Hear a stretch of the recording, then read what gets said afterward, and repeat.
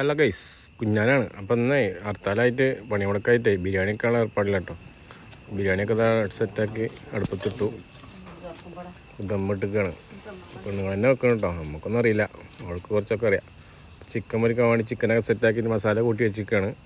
അപ്പം ഇനി ചിക്കൻ പൊരിക്കണം. അപ്പോൾ ചിക്കൻ പൊരിച്ചുകൊണ്ടിരിക്കണു.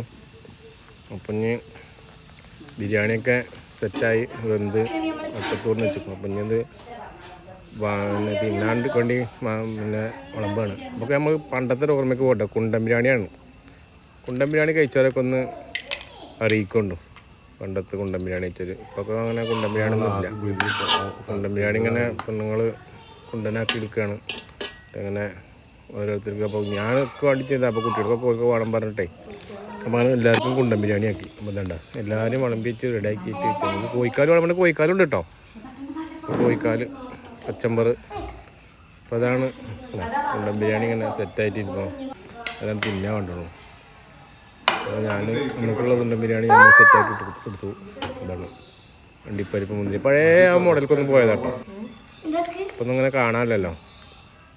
അപ്പോൾ അതാണ് ഇന്നത്തെ വീഡിയോ. അപ്പോൾ വീഡിയോ എല്ലാവരും ലൈക്ക് ചെയ്യുക, ഷെയറും ചെയ്യുക, കമൻറ്റും ചെയ്യുക. ആദ്യമായിട്ട് കാണുന്നവരൊക്കെ ആണെങ്കിൽ നമ്മൾ സബ്സ്ക്രൈബും ചെയ്യുക. ഓക്കെ.